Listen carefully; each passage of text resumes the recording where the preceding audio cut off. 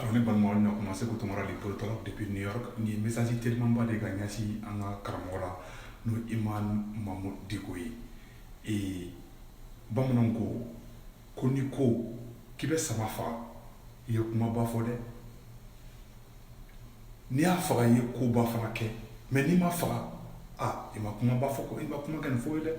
Imam Dicko a n'i ka kuma bɛɛ lamɛn on vous soutient on soutient ce que vous venez de dire i bɛ ka wulu n'a ka jakuma minnu bɔlen bɛ manamanakan fɔ la kana si jate mɔgɔ egirilen dɔw fana bɛ yen minnu ta tɛ maliko ye minnu ta ye mɔgɔko fana ye kan'o si jate Sékou Toumara est de cœur avec vous awa foyi t'i sɔrɔ ko Imam Dicko i ye kuma fɛn fɛn fɔ a bɛɛ ɲɛna Sékou Toumara ni Basu Kuma ani maliden ɲuman bɛɛ walahi hali kala tɛ kari ka bɔ i la mais an bɛ conseil kelen min d'i ma ni m'i kɔlɔsi i bɛ ka b'i kɛ i n'a fɔ a ye Musa Mara kɛ cogo min na i bɛ ka a b'i kɛ i n'a fɔ a ye maa caman ka carrière tiɲɛ cogo min a b'i ka carrière tiɲɛ ten ni m'i kɔlɔsi i bɛ ka plan B tɛ dɔwɛrɛ ye a b'i wele ka poste dɔ d'i ma n'a b'i kɛ médiateur ye a b'i bila ka taga yɔrɔ la ka poste ba dɔ d'i ma ou bien a bɛ ko dɔ kɛ pour que k'i makun n'i y'o kɛ tuguni maliyɛnw bɛ tigɛ i la i ka base bɛ tigɛ i la o man ɲi dɛ i ma jɛkulu caman ci la i bɛ ka mɔgɔ mana gɛrɛ jɛkulu o jɛkulu la u b'i gɛrɛ u la u b'i ka base i n'i ka base bila ɲɔgɔn na k'i fɛgɛnya de n'i fɛgɛnya o la force foyi tɛ k'i la bilen donc hali kumakan tɛ minɛ i ma dɔw kumana bi dɔrɔn a bɛna fɔ fiɲɛ de ci la jɛkuluba caman bɛ yen jeune caman bɛ yen bi u tɛ se ka kuma parce que u y'u kun dɔw bɔ cɛ cilen na u tɛ se k'u kun bɔ bilen donc Dicko i kɔlɔsi sinon u b'i wele u bɛ proposition k'i ye u bɛ taa faransi ambassadeur ni mɔgɔbaw bila ka t'i deli k'i kunkolo salon n'i y'a to ta la u bɛ tila ka kɔkankalani kɛ ni tuguni u b'i mago sa wallahi billahi ni m'i kɔlɔsi hali i tɛmɛtɔ hali kare kɔnɔ wulu a tɛ kun min fɛ bilen i bɔra i ye kumaba min fɔ i ko ni ko ma réglé yanni vendredi cɛ Dicko ko dɔ bɛ kɛ i jija o sara kan dɛ Dicko i jija o dɛ i ye kumaba fɔ dɛ n'u y'i nɛgɛn i ka segin kɔ e ma se ka foyi kɛ mɔgɔ b'a fɔ k'i bɔra k'u bagabaga k'i tun bɛ fɛn dɔ nɔfɛ ni régime ninnu ne b'u dɔn trop wallahi billahi Dicko fo ka diɲɛ wuli e tɛ ko diya ninnu ye bilen n y'a mɛn fana k'u bɛ fɛ k'i minɛ k'i ye kuma min fɔ k'u taara procureur voir a bɛ fɛn dɔw sanfɛ ko u taara procureur voir mais bɛ kuma kelen fɔ i bɛ ka na ka jakuma na ka wuluninw ɲɛna a ka wuludennin minnu bɛ pan politique la ko Dicko y'a dɔ ta Dicko y'a bɔ tan Dicko i da i ka sinɔgɔ ko mɔmiyɛrɛla mɔden foyi t'i la maa b'i deli ala kama Dicko don min na ne ni Basi bɔra ka vidéo kɛ e Dicko supporter mɔgɔ caman nana munna a bɛ Dicko supporter Dicko y'a dɔ ta Dicko y'a bɔ tan an ta tɛ Dicko ko ye an ta ye maliko de cɛ n'i bɔra ka kuma ɲuman fɔ maliko la an b'i kɔ an b'i supporter awa an b'i dɛmɛ fana an b'a kɛ mali kanu de kosɔn bɛɛ b'a dɔn i bɛ k'a ye mali janfa a ye ala janfa a y'a kira janfa i bɛ k'a tɛ ala fɛ a t'a kira fɛ wallahi billahi n'i bɛ k'a tora mali bɛ ci i bɛ k'a ye mali tu ta ka sous-traiter k'a di faransi de ma maliyɛnw n'an b'o dɔn o de kuma fɔlen fila ɲɛna bi n'i magara faransi la i n'i bɛ k'a sira ɲɔgɔn ma awa Dicko ni m'i kɔlɔsi i bɛ k'a b'i détruire Sékou Toumara bɔra k'o conseil de f'i ɲɛna i distance u la u mana diɲɛlatigɛ proposition fɛn fɛn k'i ye n'u k'i ma ko Dicko n'an bɛ nin k'i ye ou bien i ma mun dɛ an sɔnna dɛ a don ta bɔ ta 5 avril la bɛɛ dimini kɔrɔ Dicko n tɛ dogo la dɛ mɔgɔ ma da i la dɛ Dicko wallahi billahi mɔgɔ si ma da i la mɔgɔ baden de ma da i la i kɛlen kuma min fɔ an ɲɛna mɔgɔ bɛɛ kelen bɛ k'i distance ne yɛrɛ ni Basi ye risque ta ka bɔ k'i supporter mɔgɔ ko ko Dicko ka nin ka kuma ninnu ko Dicko bɛ sɔrɔ fɛn dɔ nɔfɛ dɛ ko ni place dɔ dira ma dɔrɔn k'a b'a makɔnɔ Dicko i jija o kana jɔ i la dɛ n'o kɛra dɔrɔn ayiwa o y'i ka ko bannen i b'i miiri i wolodenninw de la i b'i miiri i kɔ de la diɲɛ tɛ foyi ye ne Sékou bɛ se ka tila kuma la bi sini a bɛ fɔ ko ne sara ni ne sara wallahi ni ne denw y'i sigi ka ne ka vidéo lajɛ ni ne mɔdenw y'i sigi ka ne ka vidéo lajɛ u b'a fɔ ko non k'an fa an mɔkɛ a sara maliko de la a faso kanu vraiment a y'o de kɛ mais n bɛ kuma kelen fɔ Ibrahim Boubacar Keita n'a ka jakuma n'a ka wuluninw ɲɛna ni kala y'i kari la Dicko la don o don k'a ye banjugu minɛ n'aw tɛgɛ dara i bɛ ka n'i tɛgɛ dara Dicko ka don o don i ka fanga bannen an b'i minɛ k'i ɲimi de o don aw wulilen tɛ yala aw sɔnnen b'aw yɛrɛ sa parce que aw ye faso dennaŋolon caman dilan olu bɛ ka wowo ci Facebook sanfɛ mais ko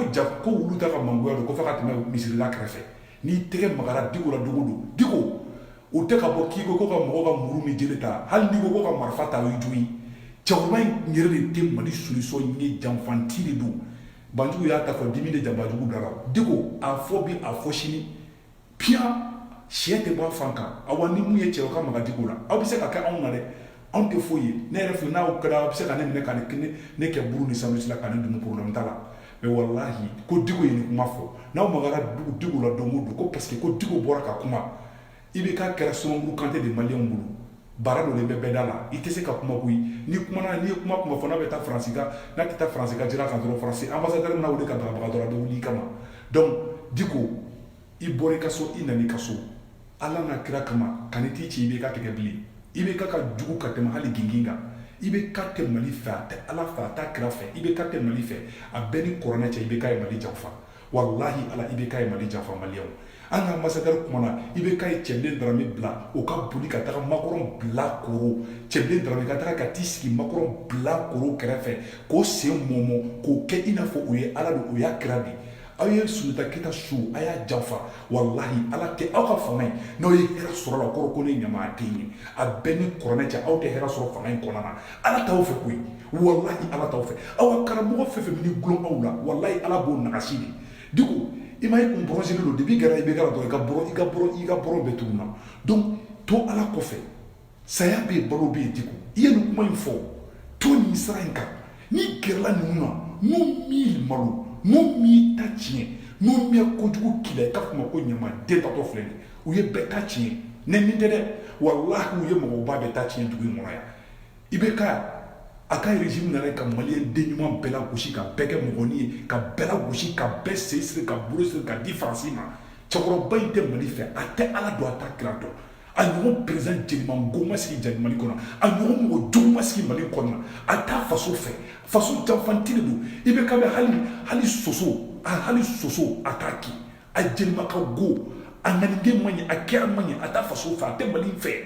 e ni Ala n'a kira cɛ an ka Soumaila Sise ka kuma lamɛn a b'a dɔn o yɔrɔ de la mais mun fana ɲɛfɔ aw tɔw ɲɛna aw caman bɔra ko Diko ye nin kuma fɔ a bɛ ka bɔ ka Diko nɛni aw ko ka c'est à dire que jahili de ka ca kɛlɛ in na quoi aw ko IBK ka régime man ɲi an bɛɛ ye Diko critiquer ni Diko bɔra ka kuma fɔ IBK ma aw bɛ ka bɔ ka Diko dɔgɔya tuguni aw ni Ala na aw n'aw fa n'aw ba cɛ aw ta ye Mali ko ye aw bɛ ka bɔ ka vidéo lankolon kɛ k'aw tɛ IBK fɛ ma aw tɛ Diko fana fɛ o tɛ jahiliya ya o tɛ nafigiya ya c'est à dire mondialement da to ni farafin bɛ to kɔfɛ quoi Turki mɔgɔ ma Irisiw ka avion fila jigi k'u ka pilote faga mais ko Turki ni Irisi bɛ teriya la bi diɲɛ yɔrɔ dɔ la aw tɛ ɲɔgɔn ta mais a bɛ ɲɔgɔn ta yɔrɔ dɔ la a bɛ ɲɔgɔn ta yɔrɔ dɔ la a tɛ ɲɔgɔn ta yɔrɔ dɔ la mais a y'a kunkolo la baara dɔɔni ni aw ye Diko la gosi aw dun ka tɛ IBK fɛ aw bɛ ka IBK de dɛmɛ ka Diko détruire mais aw ka kunkolo la baara dɔɔni quoi c'est à dire orgueil bɛ nin ka dɔw fɔ orgueil kɛra naloma yɛrɛ de ye maliyɛn dɔw la quoi et Diko ye mun fɔ nin ye an bɛ ka Diko kɛlɛ o la ni Diko bɔra k'o fɔ aw ko tuguni k'a ma da Diko la tuguni ko o tɛ ka kuma ɲɛnama fɔ e cɛ a ye sabali sa cɛ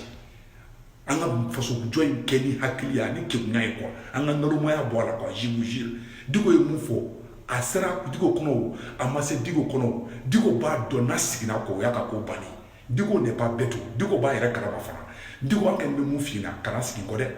kana teriya kɛ ni IBK ka mɔgɔ ye bilen dɛ hali n'a ka sɔrɔ i ka mɔgɔ dɔ bɛ baara kɛ gouvernement na hali n'u bɔra ka kalo kan fɔ ka wɔkulɔninkan fɔ kana mɔgɔ ka kuma jateminɛ mais ni IBK tɛgɛ dara e Diko ka don o don o don a b'a dɔn parce que jamana in bɛ sisan koyi parce que faso denlankolon den faso kumasuru den dɔw de kɛlen bɛ ka tigi i yɛrɛ kɛ IBK ka avocat défenseur ye mais wallahi billahi tallahi n'i y'i tɛgɛ da Diko kan don o don k'i ka procureur k'a ye banjugu minɛ ko a bɛ taga ko a bɛ ka enquête kɛ Diko kan a ka da enquête kɛ Diko kan dɛ a kana da enquête kɛ Diko kan dɛ a ye taga a ye diɲɛ tribunal bɛɛ wele a y'a traité a delila ka wuli terroriste la an ye Diko critiquer an kun bɛ nin de nɔfɛ ni nin kɛra an b'a supporter o sira kan donc ko ciw ca ne ta tɛ ciw ca ye dɛ ne ta ye n'i ye ɲumanya kɛ n bɛ bɔ ka fɔ ni Diko yɛlɛmana sini tuguni n bɛ bɔ a ka ma dɛ an t'a lo dogo piyan a ye ɲumanya mun kɛ n bɛ bɔ n b'o de f'a ɲɛna a ka to a ka sira in kan a kana changer dɛ i ko ni ko ma yɛlɛma yanni vendredi cɛ awa i ye kumakan mun fɔ o to i ka kumakanw kɔfɛ an kɔni b'i supporter o yɔrɔ kan donc Segu Tunkara bɛ bɔ ka i supporter ka conseil d'i ma ka tila tuguni maliyɛnw n bɛ yɔrɔ kelen bɛ yen n b'o yira aw la Diko y'a da maga yɔrɔ dɔ la maliyɛnw ne bɛ fɛ aw ni ka jɛ an k'o lamɛn ɲɔgɔn fɛ.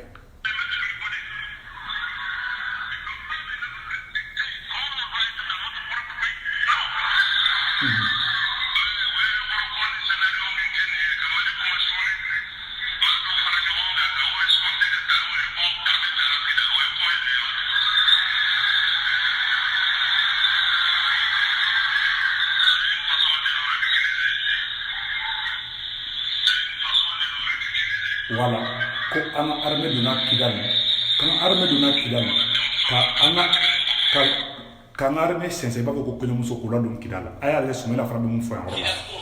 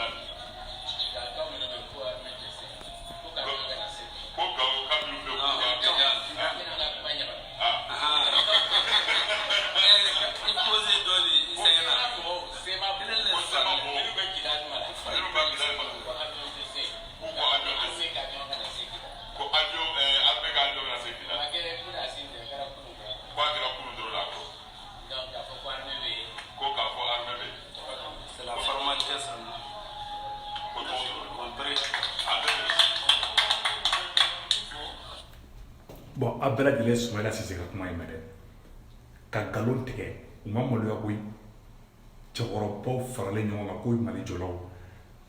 maloya t'a la bilen hɔrɔnya tɛ yen bilen danbe tɛ yen bilen ka bɔ i ɲɔgɔn cɛkɔrɔba si jɛ ka nkalon tigɛ peuple ye i mɔdenw bɛ yen i tulomasamaw bɛ yen i fufafuw bɛ yen ko an ka armée donna Kidali pour faire plaisir à la France e cɛ nin ye maloya ye koyi